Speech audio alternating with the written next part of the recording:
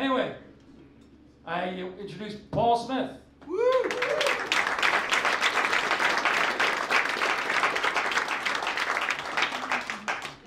So we have a guest here tonight, my friend David Fox. David, raise your hand.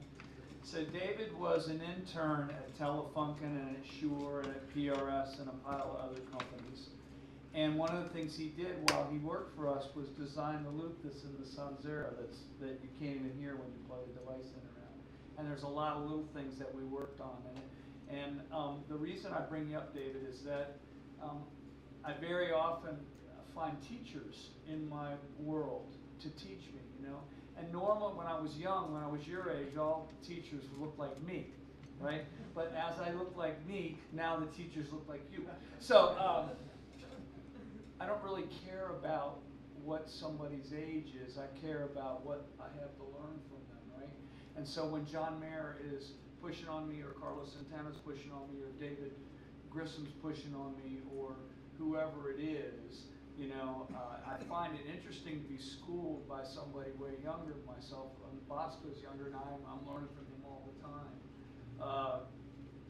For me, in my world, the definition of an expert is somebody in a very, very complicated area that solves very, very complicated problems over and over again. And I have found as many of these people in my life as I possibly can and tackle them. So what will happen is I'll run into an electrical engineering problem, and I'm on the phone with David. Hey, David, what do you think about this? He goes, I don't know, I got to think about that one. But it's all good. So. And I want to tell another story before Boscoe comes up about what happened to us at Crossroads, which I found fascinating. We just went to the Crossroads Festival, which was cool. So I asked John at lunch, what do you want to do today? And he said, I want to sell guitars. Which I thought was a shock, right? And somebody named Kyle walked up to me, right? Where's Kyle? So you walk up to me right before in the hall and say it loud enough so everybody can hear what you have to say, because I think it's important. I just said thank you, because on this whole planet, there's probably not one single thing that's more important to me than a guitar created. Including your wife. Thing. Okay, she's not a thing. Okay. That's not stupid either. So basically what he was saying, he has this one possession that if there was a fire, that's the one thing he would want to save, right? And I thought to myself, are you filming this for YouTube? Oh my God, I gotta edit everything I say. No, we'll cut the good stuff out. No. In a world like we have now, you gotta be careful what you say. All right, you can go on, you can keep doing it, I'll be cool. So, I thought to myself, what's the one thing that I have that I would want to get out of the fire? Because I can make another guitar. Although I have a favorite, but you know. And I thought to myself, when my wife and I were married, we were given a ceramic horse. I thought it was kind of cool. It had some dirt on it, you know. And we got the thing out. It was dug up in China. It was made in the year 0. Wow.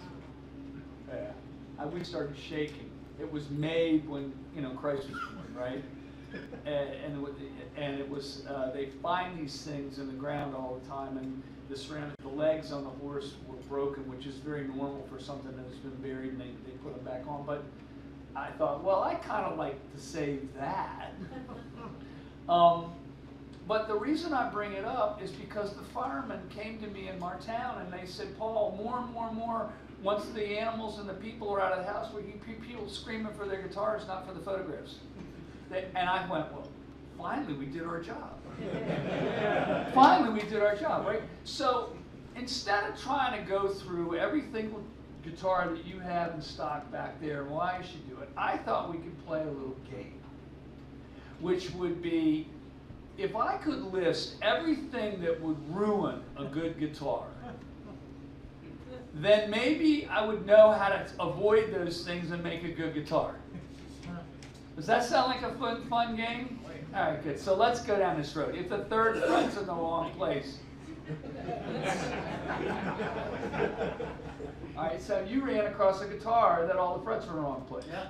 Okay, there are brands of guitars right now where above the 12th fret, the frets aren't in the right place. There are lots of brands of guitars where the nut is not in the right place and the open chords won't play in tune. We've been moving the nut around forever. When they make a guitar, they cut all the fret slots and then a separate saw cuts the thing for the nut. And if it's not lined up right, none of the chords will play in tune. To the point we have a 1953 Les Paul in our shop and the nut's in the right place, and by 1962 it was 60 thousandths farther north, farther forward, and the chords play out of tune. And it's very commonly known that the nut won't be in the right place on certain guitars, and it's really, really important. So that would be radical, but I thought we should go through all the other things. Now, if we go through all those other things and you learn something from it, maybe we did it right on that batch. That would be the theory, okay?